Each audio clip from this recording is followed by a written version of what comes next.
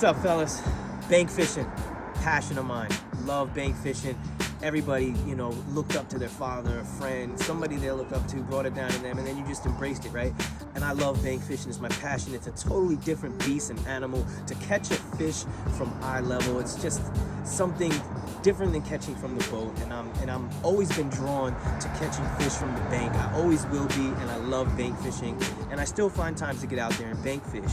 But we all know to be the most effective bank fisherman, you can't lose lures.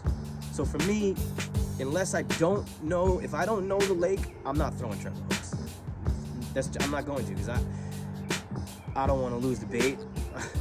And I've swam out and picked it up off of laydowns before, and I don't like swimming out and doing that. So, you know, the best way to keep money in the wallet is to throw weedless baits, or baits that don't have high hookup ratio with laydowns or rocks, right? So for a beginner, you know, my suggestion would be, you know, start with a spinning rod so you can throw it a long ways, but go with a weightless, weedless Senko, just for a beginner. And even the professionals, it wins tournaments. They throw it all the time. It's one of the best lures in the world. So if you want to have the least hookup ratio to stumps and this and that, throw a weedless hook, Senko with a weedless hook. They have there's a little hook, hidden spot right there, a little spot where the sharp end of the hook will hide, and it'll just glide right over the logs and all that kind of stuff. So that being said, the first bait you should be throwing if you're a beginner is a weedless Senko. No weight, so you're not pinned to the bottom, you know, because you gotta know what you're feeling. And if you don't know what you're feeling, you might go ahead and set the hook into the wrong bait too. So my suggestion is that the weedless Senko is the #1 bait to throw from the bank and not lose a lot of money for it, right? My next bait would be, you know, let's say, don't throw a jig. Don't throw a jig from the bank. I love throwing jigs. Jigs are great, but don't throw a jig from a bank because you got a higher ratio of getting stuck in a log, a laydown. If it's especially a fork and your jig happens to fall in between that laydown, it's gonna keep hitting that. And one time you might get it to pop out, and then you know it's a laydown there, especially if you know laydowns around, you're gonna throw that thing next to it. So your chances go even higher of losing that bait because you're throwing a jig from the bank and you know there's a laydown there. And you're not perfect every time, so you're gonna hit that laydown and you're gonna get stuck. You're gonna be there for 5 minutes trying to get it loose. You're gonna try to yank it out once, and it's gonna set the hook into the stick, and there goes your, you know, brand new jig, favorite jig of the month, right? So don't throw a jig. There you go. There's your option. Okay? That's the boy right there. Weedless hook, right? A worm weight with the skirt on it, okay? That's the lure you want to throw from the bank if you want to have a jig impersonation. This is called a slither rig. It's called a slither rig. It's kind of, and the reason why they call it a slither rig, because it slithers through the grass and you have less hookup ratio. But once again, you still get that jig effect, okay? You still get to have a jig. You're not gonna stand up like a jig, you're gonna lay down, but you can still hop it and pop it, and you still get the first action and secondary action of the bait, and it looks like a jig.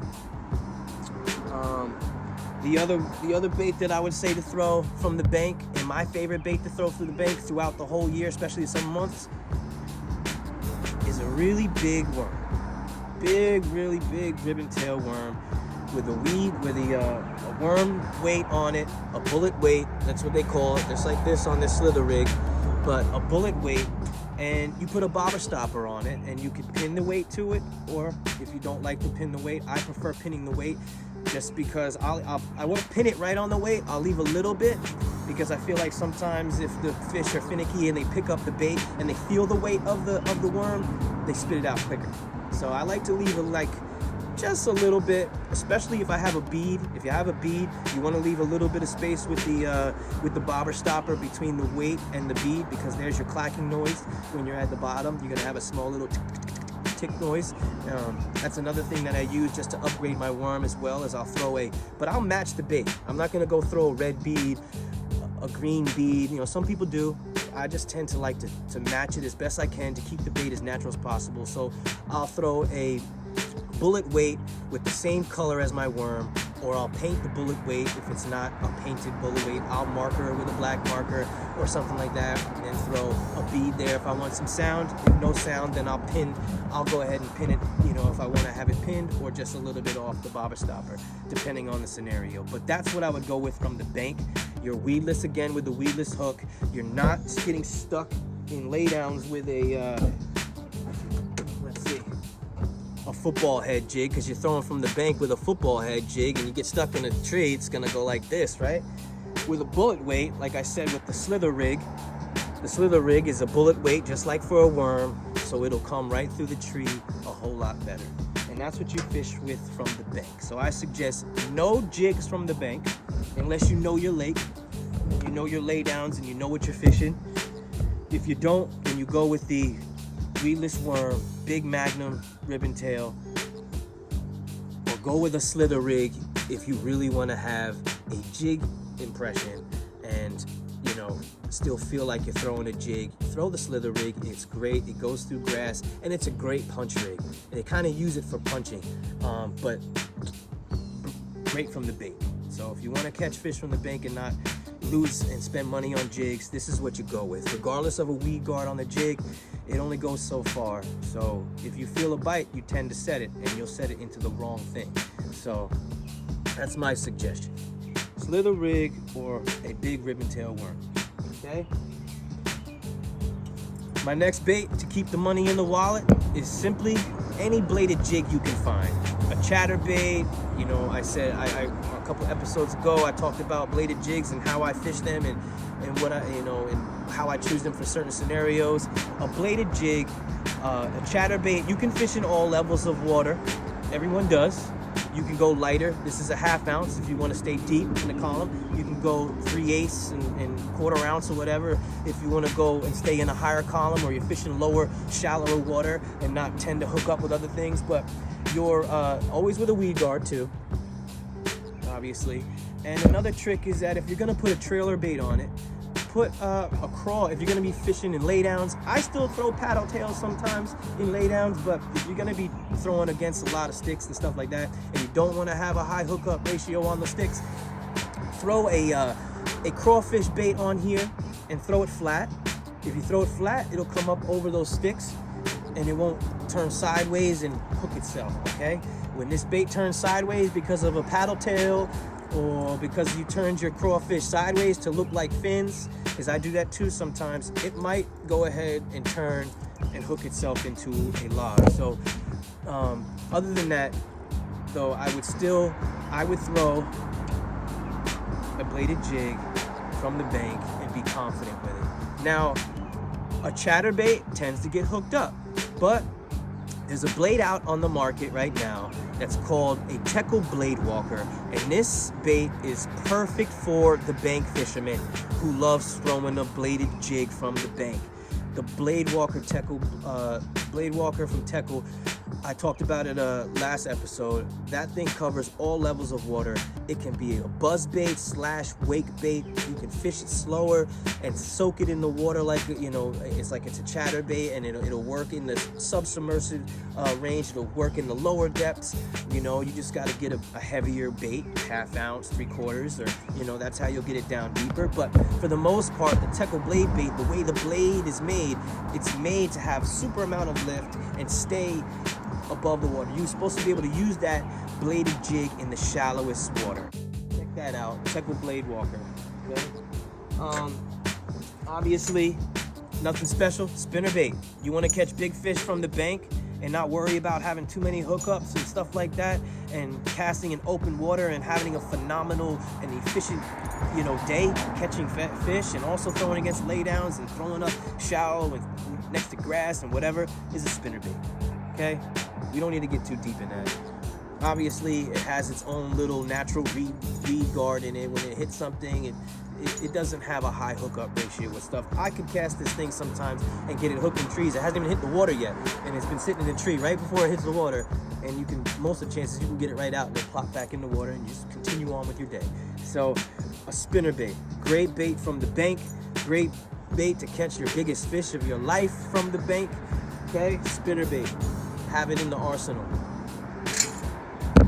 Okay, so I guess my next baits that I'd like to talk about from the bank and to have the most confidence in is a frog, right? Look at that, weedless, you're from the bank, you're not gonna get hooked up on anything, tried and true. If you're gonna use treble hooks and there's grass dying or there is a lay down that you're close to and you didn't cast it, you cast it too close to the lay down that's poking out of the water, there's a good chance you're gonna get hooked. And you're gonna be swimming out to that lay down to go get it unhooked. I've done it before. So throw a frog and you'll be just fine. And then I guess a bonus bait for me, I could put it in the spinnerbait, you could put it in the tackle blade walker, but obviously it's the Buzzbait. Come on, Buzzbait, stay on top of the water, virtually weedless.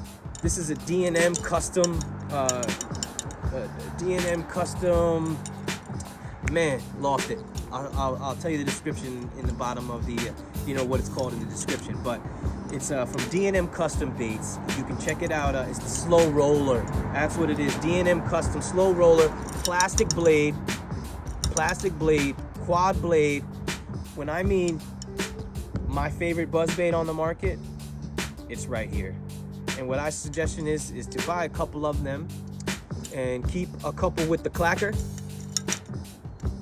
and also cut the clacker off for 2 or 3 of them, okay?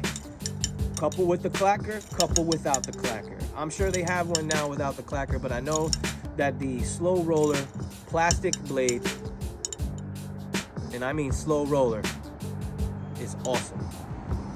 Other buzz baits you gotta reel them pretty fast, right? You gotta burn it kind of to keep it up on the water, especially the metal blades, you know, the really thin ones and that and this and that. But this one, you don't even have to put a paddle tail on it to try to keep some lift on it or anything. Just, you can do this. You don't even need a trailer. It's got the extra little love to it. I sometimes like throwing a trailer. I sometimes don't. But this bait right here is loud and you can just creep it. When I mean it is a creeping buzz bait, it's creeping. Get it in your tackle box, D&M Customs, right here. Killer buzz bait. Don't just have one, have a couple. Have some with skirts, throw some with minnows, you know, paddle tails. But anyway, so fellas, that's how I keep my money in the wallet and I still catch big fish from the bank. These baits are tried and true. I have all the confidence in them, and these are the baits that I will continue to throw until something new catches my eye, right? What's the catch? Let's get it done. I'll see you next time on the water. Boom!